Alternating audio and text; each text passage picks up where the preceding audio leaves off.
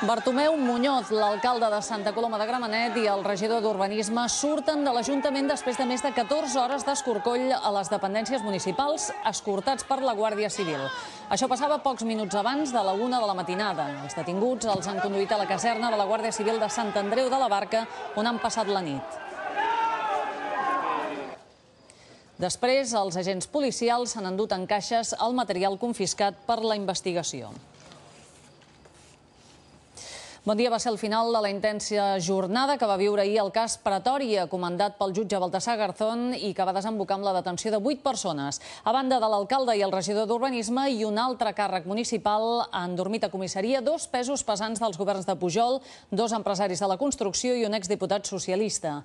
Francesc Sánchez, i el pas següent serà l'interrogatori que els haurà de fer Baltasar Garzón.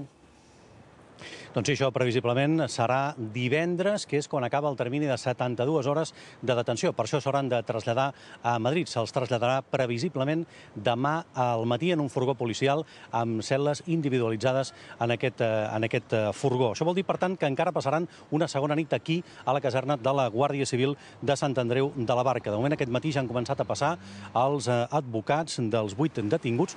Ho continuaran fent, en principi, durant tot el dia. Els poden atendre durant la instrucció de les diligències, per tant, la seva situació no és d'incomunicació. A la sortida, cap comentari, però, dels advocats que, de moment, s'han entrevistat amb els seus clients. Els últims d'entrar han estat els advocats de l'alcalde de Santa Coloma, Bartomeu Muñoz, i del regidor d'Urbanisme, Manuel Dobarco. També s'analitza la documentació intervinguda. No hi haurà més registres. En principi, es considera clau el registre de l'Ajuntament de Santa Coloma. Els mateixos que ahir brindaven per la detenció de l'alcalde fa temps que denunciaven les actuacions de l'Ajuntament en matèria urbanística. Aquestes imatges són d'aquest estiu, gravades pels veïns. Se senten consignes contra les planificacions urbanístiques i que demanen la dimissió de l'alcalde.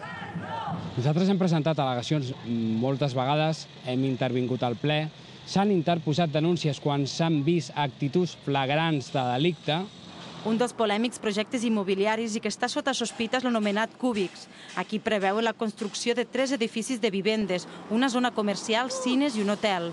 Els veïns es queixen que el que havia de ser un projecte de vivenda protegida ha acabat en un complex comercial i urbanístic. Un pam de terra que hi ha, un pam que s'edifica. Bastant dolguts. Perquè això, nosaltres lluitàvem perquè això no passés. Santa Coloma té 7.000 pisos buits. Per què fer més? Un altre projecte controvertit és l'anomenat Siva 2.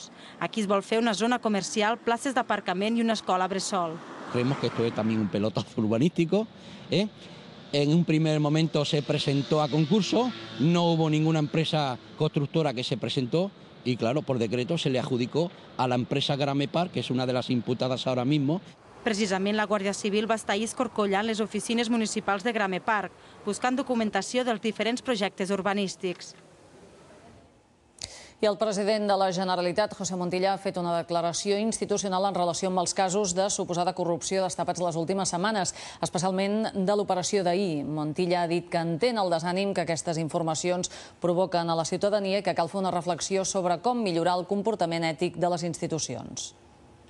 Entenc el desànim, la irritació, la pena o el judici sever i generalitzat. Però demano confiança en les nostres institucions i en la política democràtica. Passarem per moments difícils i comparteixo els sentiments diversos que ens envolten aquests dies, però sortirem reforçats si cadascú fa el que li toca i tothom confia en les nostres possibilitats col·lectives.